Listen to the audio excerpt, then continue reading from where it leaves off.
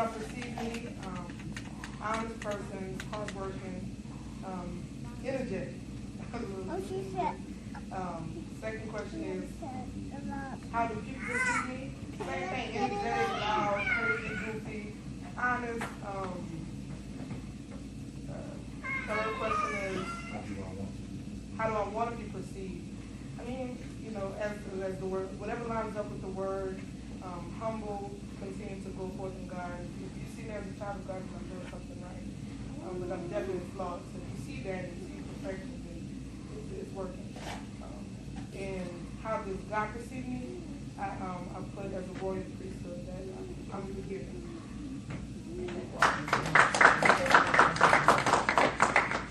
Somebody grab the camera. Cameraman wants to. No, I had to put it on, and then I'm gonna restart it. Okay. Anybody else? Let's go.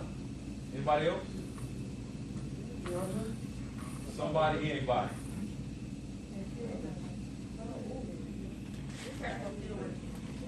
We're gonna do it like this. Somebody who went. So Carol went, Peanut went, you went. Pick somebody to go. I didn't go on there. Marquise. All right, Marquise.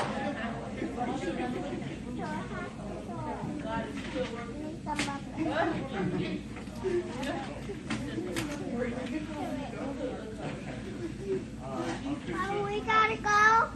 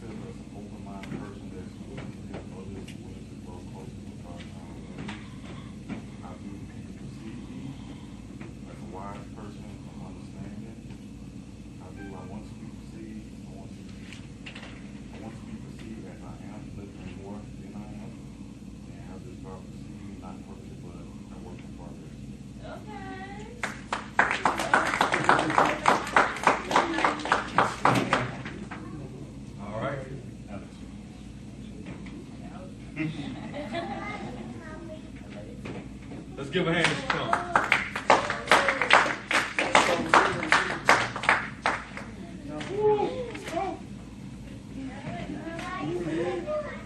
Okay, so pictures. I moved from Connecticut like a month ago. I left my baby father over there.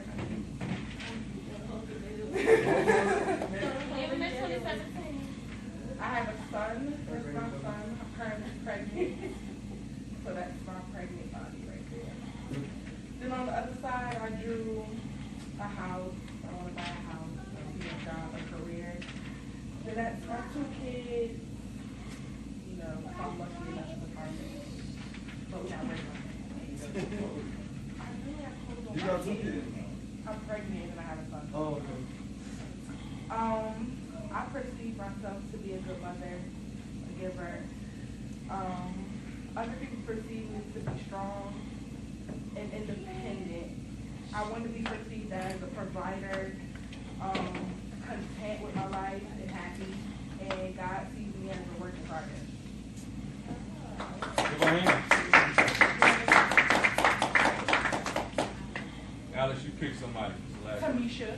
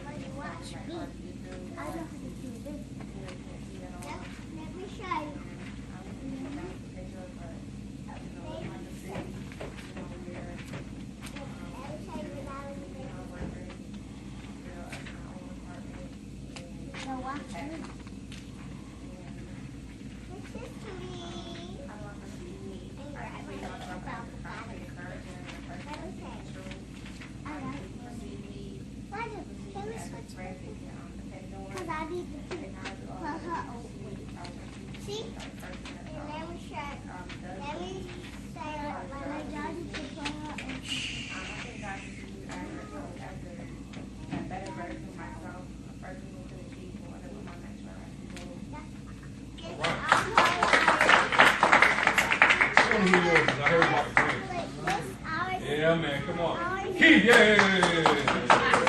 Thank you, sir. Thank you, sir. Obedience is better than sacrifice.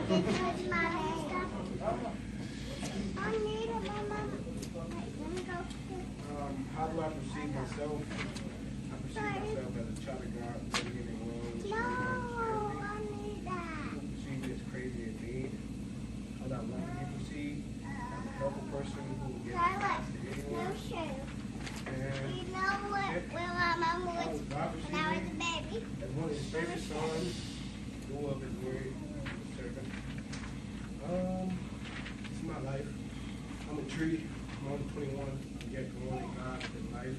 So my branches are starting to open up. I'm still by God, which is the river. He's my close connection. And in the future, I'll be a complete tree, happy, living life in the sunshine.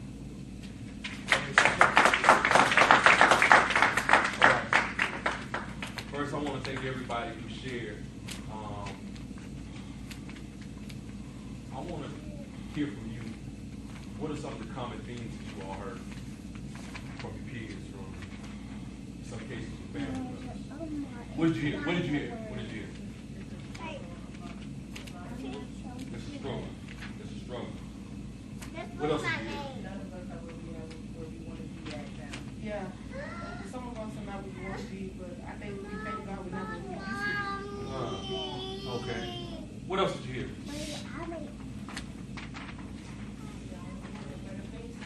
I want to be in a better place. Everybody wanted to see good about I guess I didn't get the video.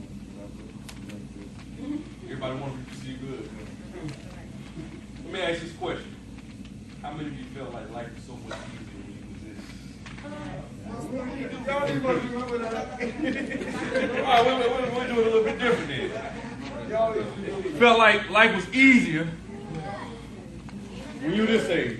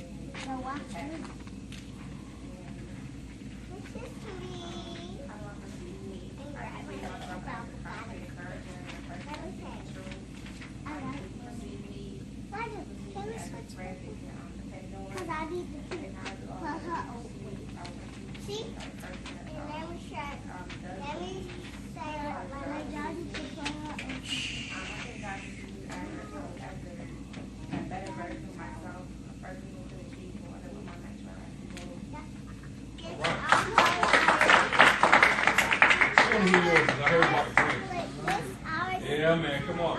Keith, yeah. Thank you, sir. Thank you, sir. Obedience is better than sacrifice.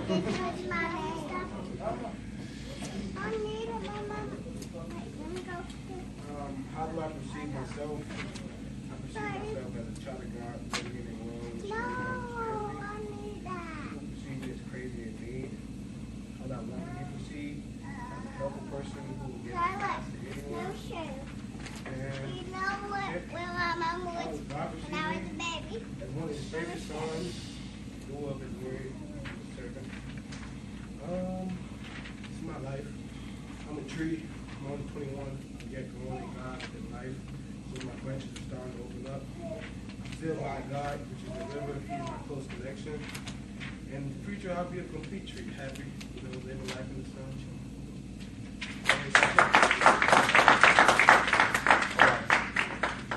First, I want to thank everybody who shared. I want to hear from you. What are some of the common themes that you all heard from your peers, from in some cases with family members? What did you hear? What did you hear? What did you hear?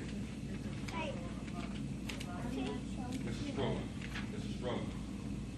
What else did you hear? None of us are where we want to be at now. Yeah. Some of us are not where we want to be, but I think we thank God we're not where we used to be. Okay. What else did you hear?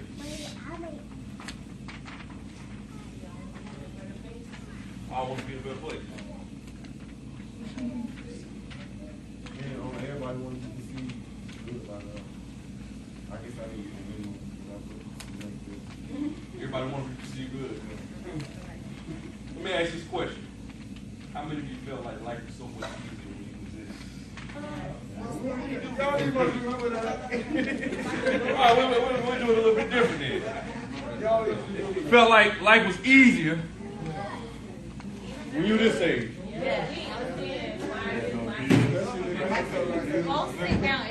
It was a lot easier. Tell me what are some of the key differences between that stage and where you are now? Bills. Bills. All right, what else? Responsibility. What else? My money can go. Sleep when you want to. What else? Somebody else say. Eat when you want to. Come on, what else? School, you find your parents mold in your life, but you have to mold your own life. So your parents were molding your life, and now you find yourself having to mold. All right, talk to me. What are some of the key differences? People. Elaborate on that one. I gotta hear this. I have to make a mistake in my life. He's gone. He makes mistakes.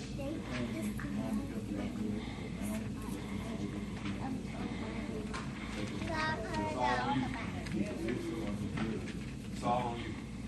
It's all on you.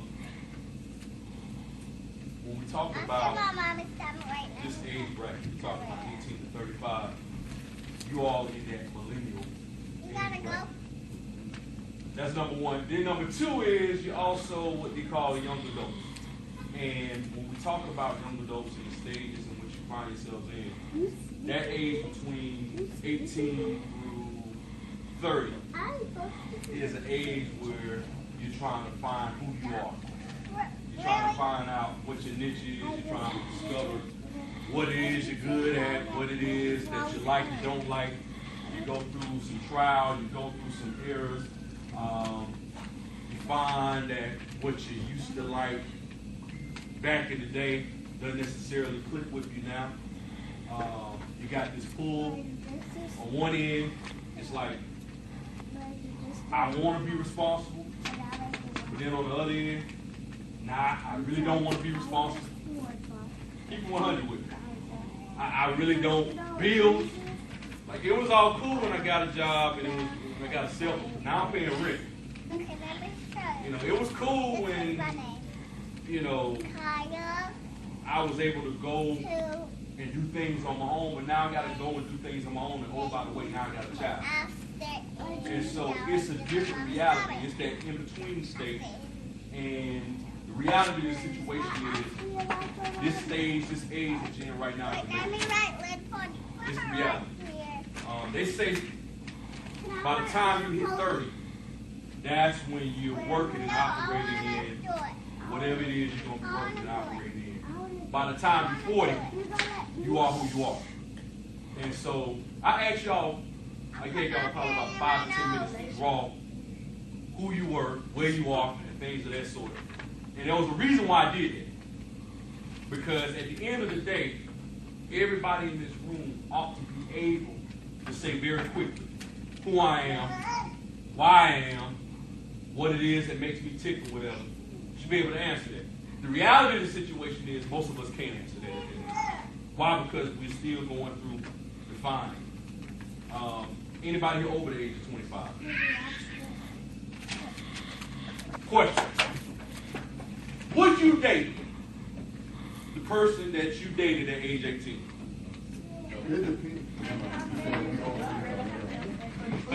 You can't answer that question. No, you can't answer that. You can't answer that question. All right. Some of the choices that you made at age 18, would you make it now at age 25? Elaborate why. You can't. Talk to me. Holler at me. Why can't you afford it? Start here.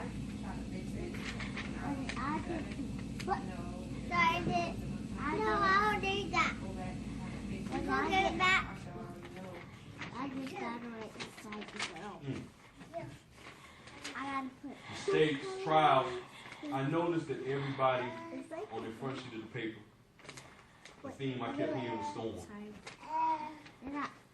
Trials or what was that? conquered. You conquered.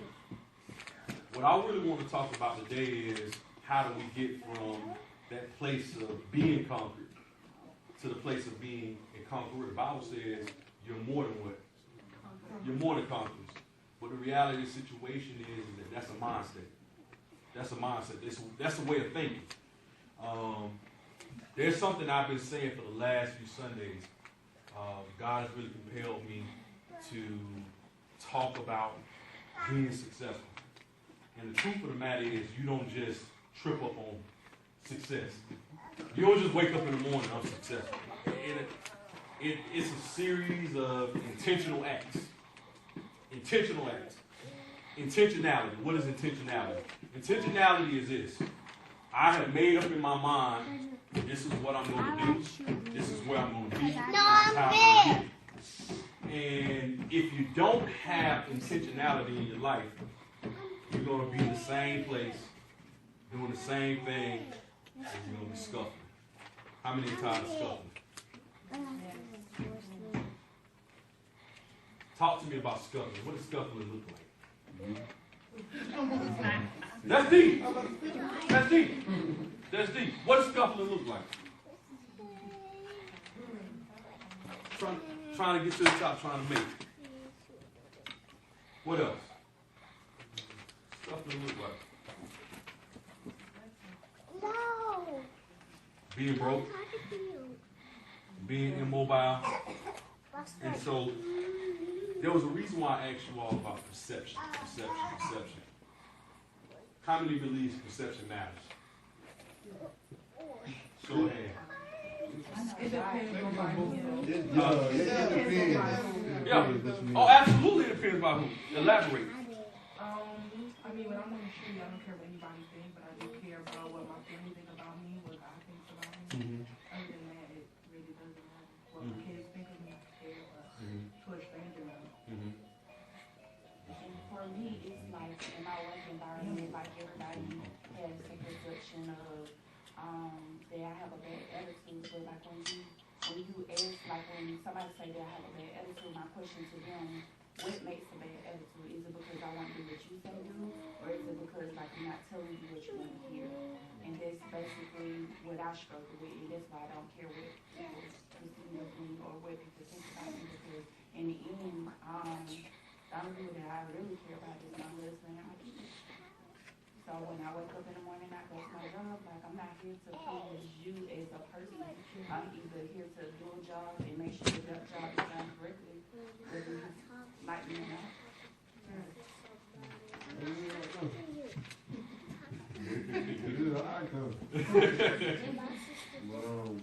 I feel like in the professional aspect, it matters. Especially when you're trying to get successful. But like they said, when it comes to anything else, it don't matter, especially in your workplace. I feel like as long as your manager know you good, however else y'all can see me, I'm gonna keep the secret. But as long as I'm getting my hours, and I'm getting my recommendations and all that stuff. I don't feel like perception is that important, man.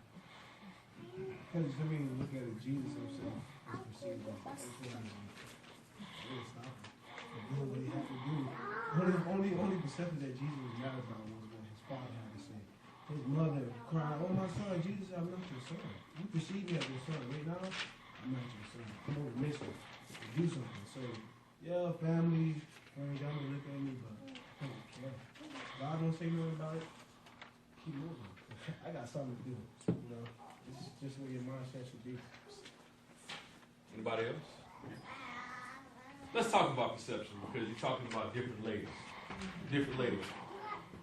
First, you're talking about how God perceives you. First of all, everybody who did the survey, I appreciate you. And one of the things that I got out of there was, number one, the vast majority of you value teaching, you value preaching, praise, and worship.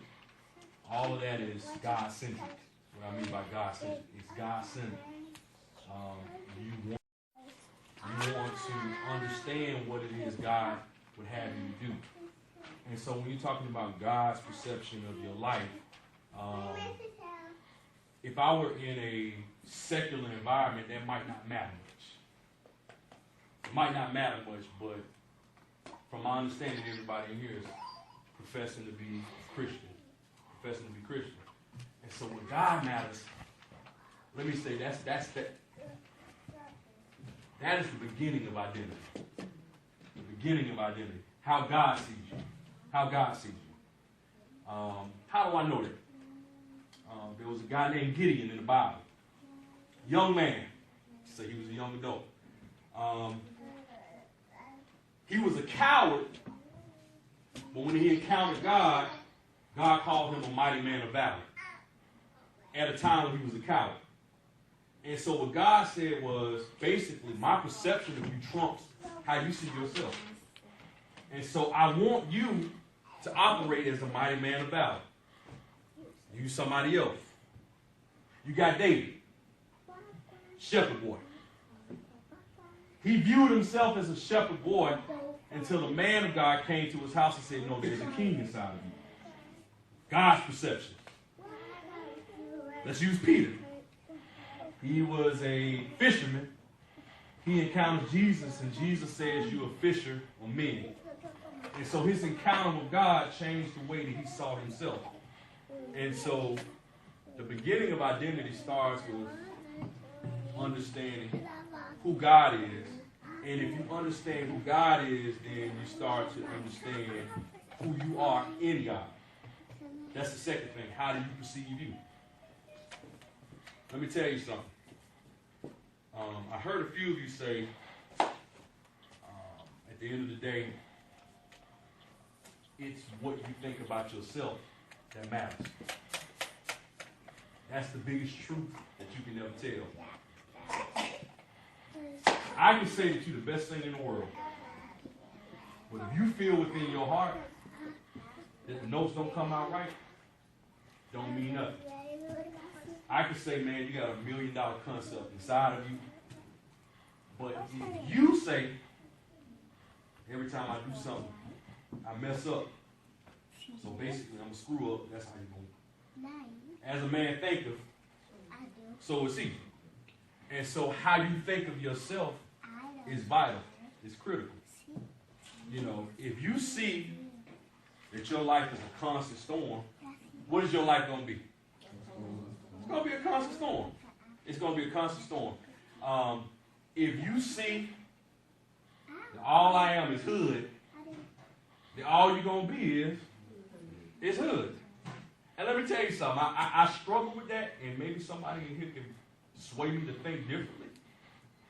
At the end of the day, the vast majority of the time, being hood don't make you paid. Now, there's a difference now between being... You said don't make you what? Make you paid. Paid? Paid. Now, there's a difference between being true to your environment. What I mean by being true to your environment is, regardless of where God elevates me, I'm still, at the end of the day, they couldn't tell Jesus apart from those in which he walked with. But if I not only choose to be hood, I choose to be my environment, and my environment is torn down and this, that, and the other, I can never be a difference maker. Just won't. Never will be. How you perceive yourself, I've counseled people, like in premarital counseling or whatever, and people want to change the person they married with. I'm like, you're wasting your time. They ain't never going to happen. The only person that can change you is you. How you perceive yourself. And here's the one I'm going to tap to. How people perceive you. Does it matter? They're doing it, don't. I think it's fixed. I think it's fixed. I think it's fixed.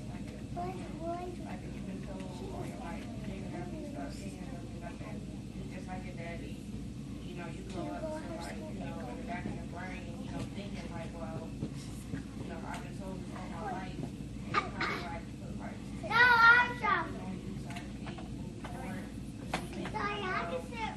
Wait, wait, scoot over that man. Be nothing, so maybe you're right. So I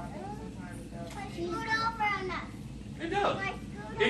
People's perceptions can fuel you positively or negatively. Positively or negatively. You just use a good example. If people look at you through the lenses of other folks' failures or whatever, and you embrace that, that will negatively pull you into another direction. Or you can use that as motivation. Like, nah, I'm going to be so not like who that person was that every move that I make in my life is going to be contrary to what I heard somebody say, that Jesus didn't care about perception. He came to Simon Peter. Y'all do me a favor, move Matthew over chapter here. 16. And he asked Peter and the disciples, who do men say that I am? And they said, some say that you're Elijah, some say you're John the Baptist. And then he pointed to him and said, no, who do you perceive I am? So even with Christ, perception mattered to some degree because he was trying to start a movement. And so the question I got to ask for everybody in here is, do you have a movement inside of you? And if you've got a movement inside of you, you got to be clear in terms of how God views you. If you read your Bible, you can understand whether God is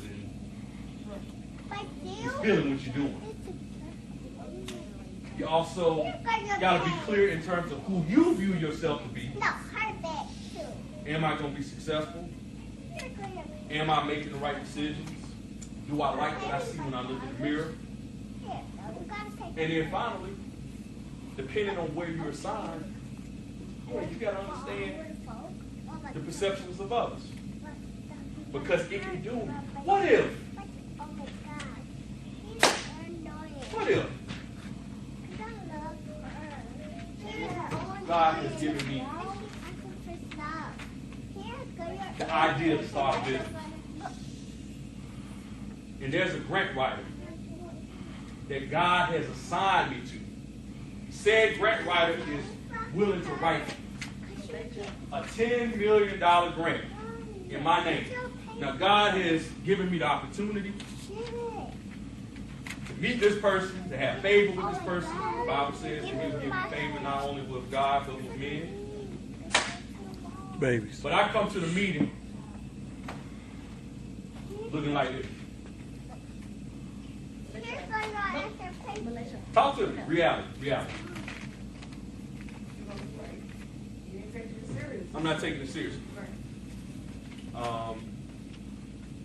The reason why I wanted to talk about perception and talk about identity and talk about where you want to go is because a lot of people live their entire lives going through storms.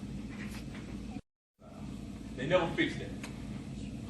They never took the requisite steps in order to put themselves in positions to be successful in this thing called life. Life is going to come with its challenges. It's going to come with its heartaches. Not everybody's going to like you. Here's the key. The key isn't that everybody's going to like you. But the key is, are you doing what God would have you to do? Are you walking in your purpose? And are you taking the steps to get to where you want to go? What's your dream? What are your ambitions? What is it that you're trying to accomplish in life? And are you doing what you need to do in order to put yourself in position? I want to hear from you. I know what Peanut want to do. Want to start a business.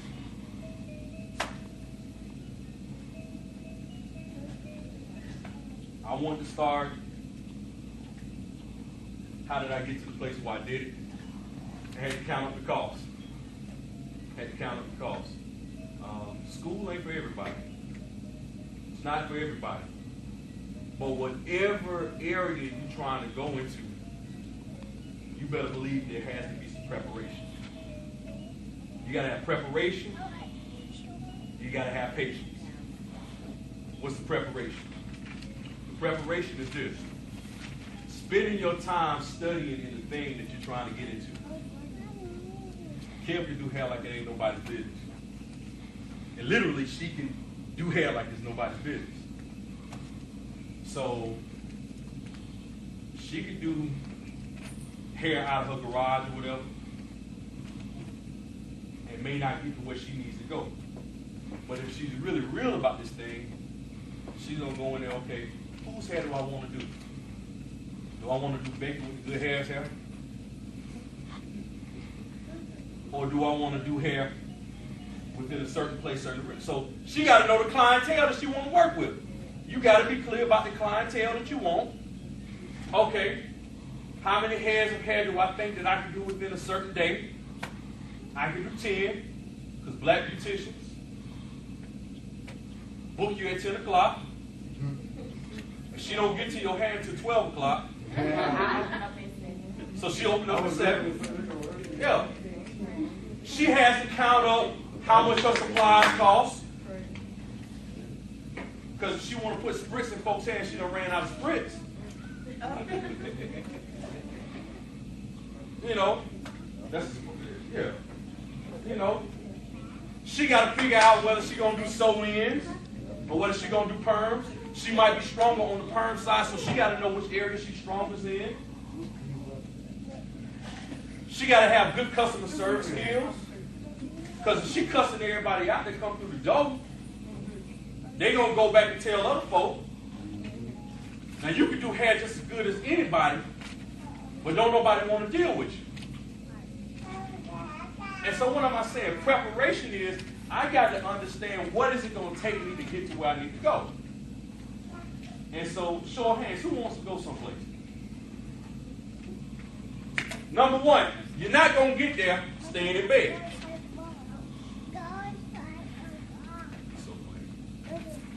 Number two, you're not going to do that procrastinating. Anybody got a problem with that?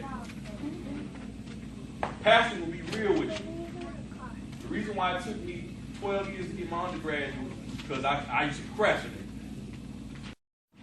And I said, let me go ahead and get it. Because time, like, you know, the most precious commodity everybody got here is not what's in your pocket. It's the time that God gave you. So what are you doing with the time? And so I had to prepare myself. I had to set my money aside. I had to put balance some things. I had to let some things go. I used to be South DeKalb Mall Fresh. I'm Walmart cool now.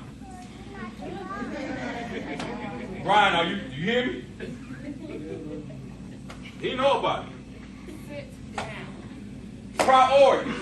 So we're talking about preparation. What am I doing to define where I want to go? What am I putting in place? Priorities. What means the most to you? You know, at the end of the day, if I spend most of my time playing Xbox, when I'm going back telling Courtney that I want to get into the studio and make a demo, what's my priority? How do you know? That's what I'm doing. All right. I sit around and I told Onisha, I want to start my own business. And I got this big idea, but I'm spending most of my money on weed. What's my priority?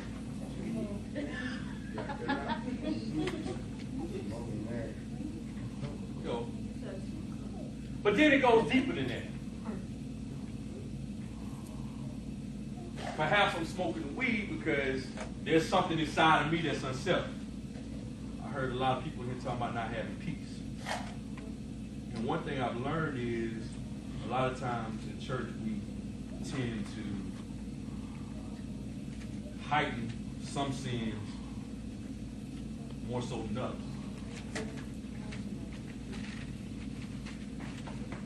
I'm using weed to help me clear my mind from the stuff that I'm dealing with on a day-to-day basis.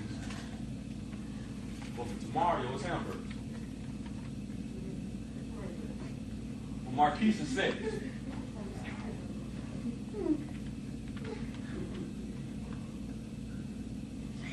Alex is drama. Y'all ever met somebody who addicted to drama?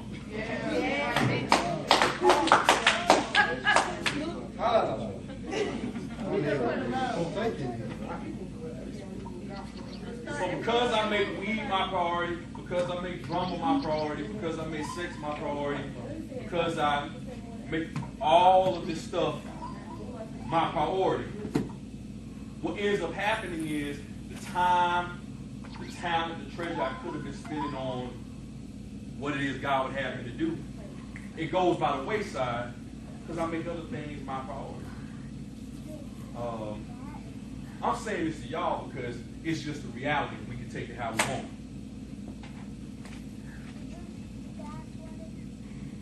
The difference between our communities, when I say our communities, I'm talking about our communities, and some of their communities, they learn at a very early age to take pride in themselves, take pride in their dreams, their ambitions, and they invest in themselves. And so what happens is by the time they're 29, they got the perverted white picket fence, but we're still on the corner. And so why this is so important for us to have this discussion is because you don't have to go that way. I just talked to you about priorities. I talked to you about preparation. But then there's a third piece. You got to have patience in the process.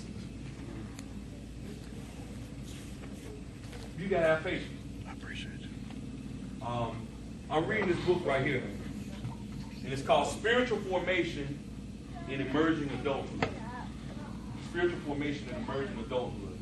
And it talks about how in this particular age, the issue that really hits a lot of young adults hard is the issue of anxiety. What is anxiety? I'm anxious. I'm unsettled. I'm scared about what tomorrow holds. And so what will end up happening is I'll get on the right path, but then I'll lose patience. And so once I lose patience, I will abort the assignment that God has placed me on. And had I just stayed in the game, man, I could have graduated. Had I just stayed in the game, I could have bought the car. Had I just stayed in the game, I could have got the promotion. I could have started a business, but I got impatient and things didn't come as quickly as I thought they should come. I'm acting like I'm in church now. Tap your neighbor and say, how bad do you want? How bad do you want? If you really want it bad enough, you got to understand that you're going to deal with some stuff. You're going to have some unexpected interruptions. Y'all saw my mama, right? She got married 1975. 4. No, she graduated. Oh, She graduated. yeah, 75. Man, you're supposed to be recorded, man. Yeah, I got that too. She got married in 1975. And in 1970, she went to college. She's supposed to graduate in 1977, but in 77 she got an unexpected interruption. Sit down. The birth control pill didn't work. So here's your boy.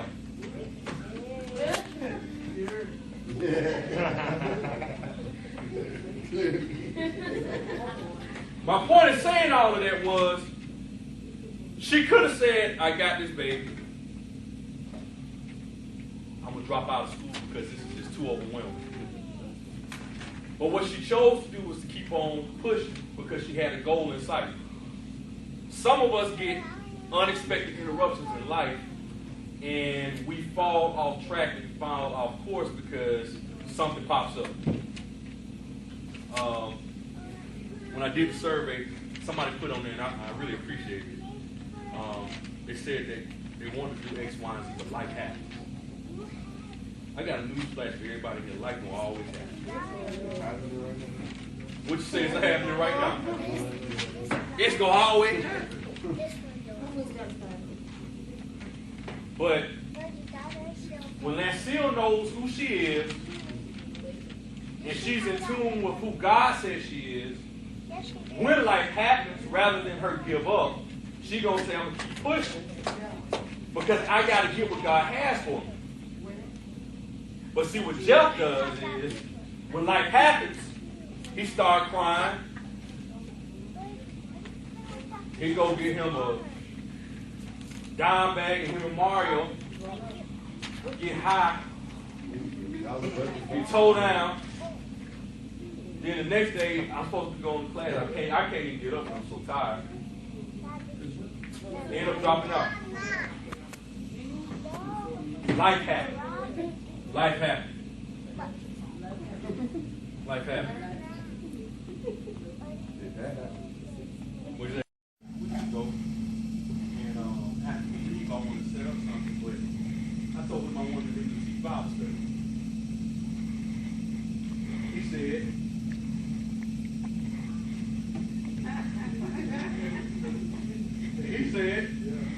He said, yo, now,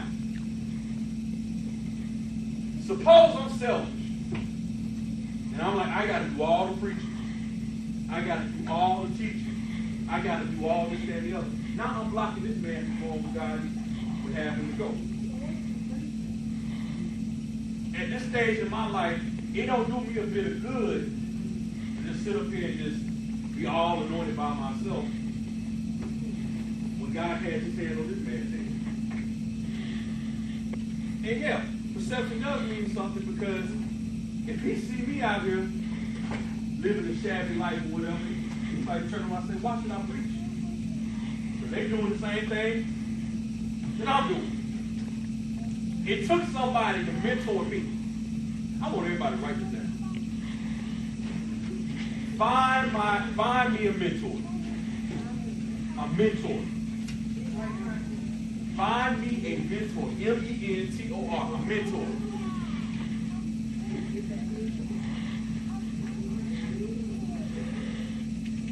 Say, what is it that you want? What is it that I want? I don't know. You don't know. So what you good at? I don't know. You don't know. What are you passionate about? I don't really know. What is it that you like to do? Well, some people look at you and it's like,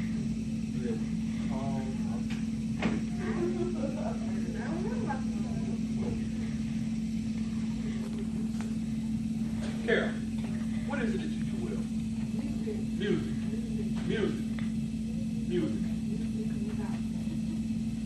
Music in the gospel. Who is your mentor in music?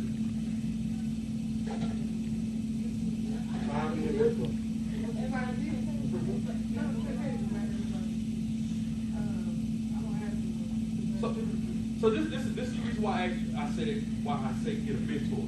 You need somebody. Let me tell you, if I'm trying to go down a path, it's not that I'm going down the same path that Marquise is going down, but because I'm going down a similar path and he's been successful and he's there at my disposal, I'd be a fool to keep walking past Marquise when he has invaluable knowledge at his disposal. Find you a mentor, number one, who can show you where you need to go. That's number one. And then number two, have a teachable spirit. What does that mean? Everybody, don't nobody in here know everything. So when I say have a teachable spirit, you need to have people in your circle who ain't always going to tell you what you want to hear. Right. The problem with many of us is we ain't good no more because they done told me about myself. Right. But if I care about you, then I'm going to tell you what's honest and what's real. And then I got to be grown enough. We all grown now, right? I got to be grown enough to not sit up here and stop talking to them and walk past them and get on the phone and talking about. Y'all know who sent me? First lady.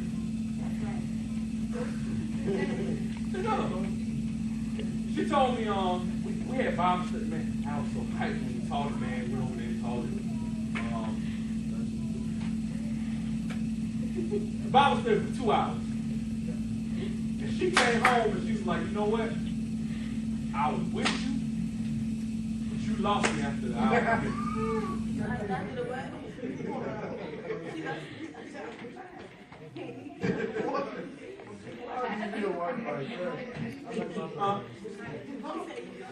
How did I take it?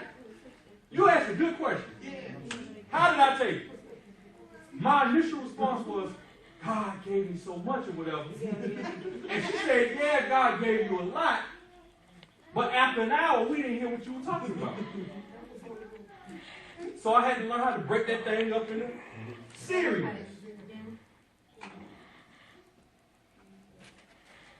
Let me tell you, if you working someplace, I've gotten feedback from managers I ain't necessarily agree with.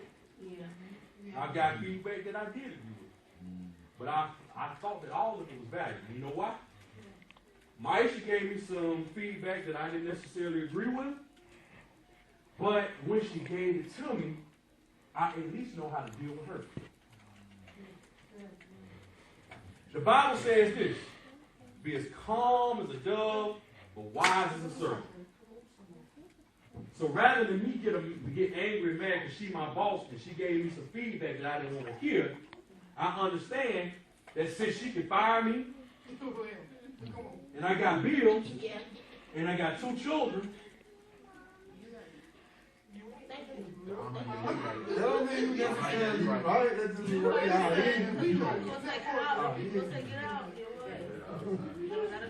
understand this.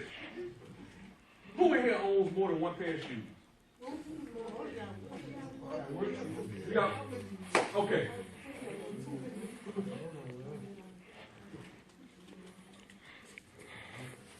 Please understand this.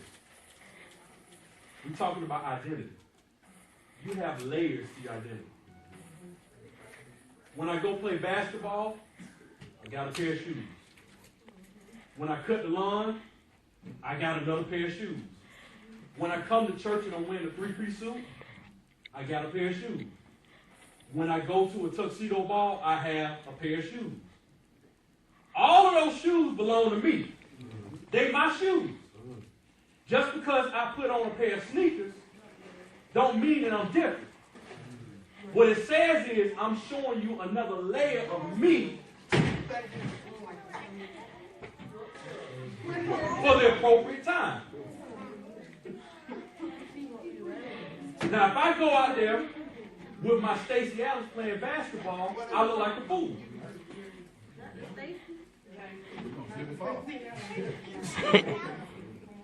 What am I saying to you? Know who you are. Pair of shoes.